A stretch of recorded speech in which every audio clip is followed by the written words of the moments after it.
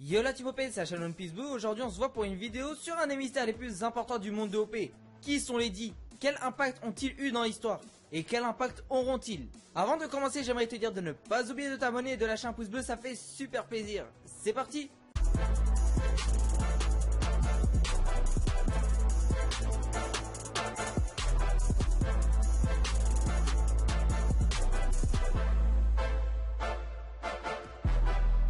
Les dits nous ont été présentés dans le manga comme l'opposé des Tenryubito. À Dressrosa, il a même été rajouté que les dits sont considérés comme les ennemis jurés des Tenryubito. Mais pourquoi Oda a choisi cette lettre, le D? Est-ce que c'est parce que ça sonne bien? Non, je ne pense pas qu'Oda a choisi cette lettre au hasard. Même s'il faut avouer que ça sonne mieux qu'un A, un B ou un C. Eh bien, les Tenryubito se prenant pour des dieux, leur opposé, les dits, devraient être considérés comme des démons, des diables ou des Akuma. Dans le manga, tous ceux qui ont contrarié ou ont été, ne serait-ce le temps que d'un instant, les ennemis des Tenryubito ou du gouvernement mondial, ont été qualifiés dans cette époque de démons.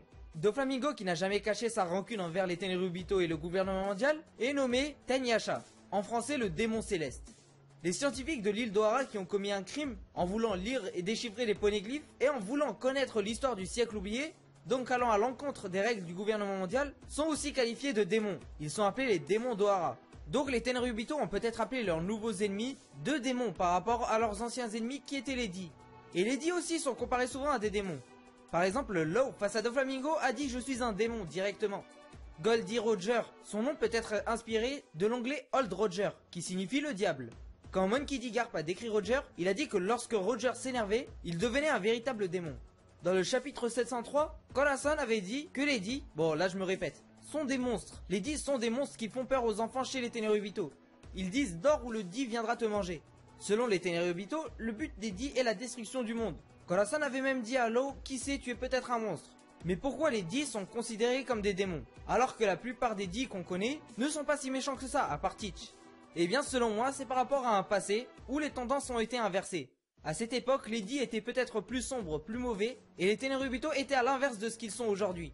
En gros que les dits étaient mauvais, et les Tenryubito étaient des bonnes personnes, tout à fait à l'opposé de ce qu'ils sont aujourd'hui.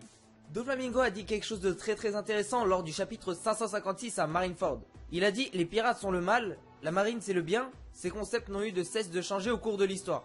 Des enfants n'ont jamais connu la paix, et d'autres n'ont jamais connu la guerre. Les valeurs qu'ils défendent sont complètement différentes. Ce qui est mauvais ou ce qui est bien, seuls ceux qui se dressent au sommet ont le droit d'en décider. Et cet endroit, quand il parle de Marineford, il dit que c'est plus ou moins une zone neutre. La justice l'emportera, vous dites, et comment qu'elle l'emportera ? Parce que celui qui remportera cette guerre deviendra la justice. Donc la justice appartient au vainqueur. Donc dans sa phrase, il dit deux choses intéressantes. Il dit que la justice a changé de camp plusieurs fois. Et que la justice appartient à celui qui gagne. Donc la justice appartient au vainqueur de chaque ère. Et je pense que l'ère des dits plutôt sombre a déjà pris fin pendant le siècle oublié. Et il est possible qu'elle reprenne. Selon moi, les dits pourraient être les antagonistes finaux de One Piece. Car pour moi, mais bon, ça reste que mon avis, le schéma de vaincre les 4 Yonko pour devenir les rois des pirates me paraît beaucoup trop simple. Et je pense qu'à un moment de l'histoire, les Mugiwara vont apprendre le côté sombre des dits. Et ça peut nous avoir été teasé par Rayleigh à Sabondi. Rayleigh avait dit à Robin qu'il connaissait l'histoire du siècle oublié, mais qu'il n'arriverait peut-être pas aux mêmes conclusions. Il est possible que Rayleigh ait des doutes sur la véritable histoire du siècle oublié. Et que contrairement à Rayleigh et Roger, Robin retrouve sur une stèle que les dits étaient maléfiques. Et la phrase prendrait tout son sens. S'ils apprennent que les dits étaient maléfiques, ça ferait d'eux les antagonistes finaux. Mais tu vas me dire qu'ils sont morts. Eh bien pour moi, je pense que les dits ne sont pas morts, enfin une partie d'entre eux. Je pense qu'ils se sont réincarnés en une chose démoniaque. Enfin que leur âme s'est réincarnée dans un objet ou une chose démoniaque. Je vais bien sûr parler des fruits du démon. Les fruits du démon sont appelés Akuma no Mi.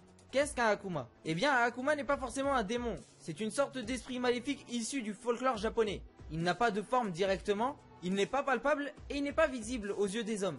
A la base, un Akuma est créé lorsque l'âme humaine morte a été tourmentée. Donc je pense que les capacités des fruits du démon sont les capacités des anciens dits. Et que suite à la guerre opposant les 20 royaumes à l'ancien royaume, qui selon moi est le royaume des dits, la plupart des habitants de ce pays ont été tués. Mais leurs âmes tourmentées se sont réfugiées dans les fruits les plus proches. Ce qui explique le mot Akuma no Mi. Car selon moi, suite à leur mort, ils se sont réfugiés dans ces fruits.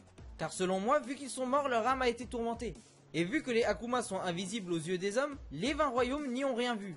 Nous savons que ce royaume était très puissant, et si cette puissance était due à des capacités qui sont maintenant dans les fruits du démon, tout s'explique. Mais vous allez me dire pourquoi les 5 familles de dits qu'on voit n'ont aucune capacité particulière. Eh bien il y a deux options. La première, on n'en sait rien, ils peuvent avoir des capacités particulières. La capacité de lire en toute chose qu'a Luffy pourrait être une des capacités spéciales Audi. La deuxième option, qui n'exclut pas la première, c'est qu'ils n'étaient sûrement pas dans le royaume au moment de l'attaque des 20 pays. Car on sait qu'il y a 800 ans, ces 20 pays ont anéanti ce royaume. Donc ils n'auraient pas laissé de survivants ou de matériel. Les 10 qui n'étaient pas là ont pu survivre, tous les autres sont sûrement morts. Mais on sait que le royaume disparu était très avancé technologiquement. Il est possible que cette technologie permette de transmettre les capacités qui sont maintenant dans les fruits du démon de génération en génération. Comme les capacités de leurs probables alliés les Kozuki qui leur permettent de lire et de fabriquer les poneglyphes. Mais le pays étant détruit, enfin il est plutôt dit anéanti, il n'y a sûrement pas eu de survivants et leur technologie a pu subir le même sort. Donc ils n'ont pas pu transmettre les capacités aux générations suivantes. Mais après il est possible que les dix, même s'ils n'ont pas pu avoir les capacités de leurs ancêtres, peuvent en avoir plusieurs et en cumuler, à l'aide des fruits du démon. Et ça serait une caractéristique liée simplement aux dix. Ça explique pourquoi Teach est le seul à avoir plusieurs fruits du démon. Il est peut-être au courant de tout ça. J'ai fait une théorie sur Teach qui explique pourquoi il n'a pas de capacité de Logia grâce à son Yami Yami no Mi, je t'invite à la voir. Ouais, je me fais de la pub. Et ça explique pourquoi Teach traque les utilisateurs de fruits du démon. Car je ne pense pas qu'il en ait un ou deux, je pense qu'il en aura beaucoup plus. Et tous les 10 selon moi le peuvent. Et j'ai pas dit qu'ils le feraient tous, juste ils en ont la capacité. Teach pourrait avoir comme objectif de ressusciter les anciens dits, s'il veut pas ses fruits du démon par exemple. Ce qui ferait de lui le dit le plus puissant s'il a les capacités de la plupart des anciens dits. Ou alors s'il les ressuscite, il pourrait avoir une grosse puissance avec lui. Il n'est pas bête, je pense qu'il y a déjà réfléchi. Et les dits pourraient être les antagonistes finaux. Donc les Tenryubito cachent ce passé peut-être parce qu'ils étaient les esclaves des dits. Un peu comme aujourd'hui, les Tenryubito font de l'esclavagisme. Après il est possible que ce ne soit pas tous les dits qui étaient comme ça, mais seulement une partie. Et Oda nous aurait tous surpris en mettant les dits comme antagonistes finaux. Et personne ne l'aurait vu venir. Voilà, cette vidéo est terminée, j'espère qu'elle t'aura plu. Pour ceux qui me suivent depuis assez longtemps, c'est une théorie que j'avais déjà fait. Mais je l'ai mis en privé parce que, regardez le nombre de vues, je trouve que je suis très sous-coté. Lâche un pouce bleu pour me prouver que t'es d'accord avec moi. Oublie pas de t'abonner si ce n'est pas fait.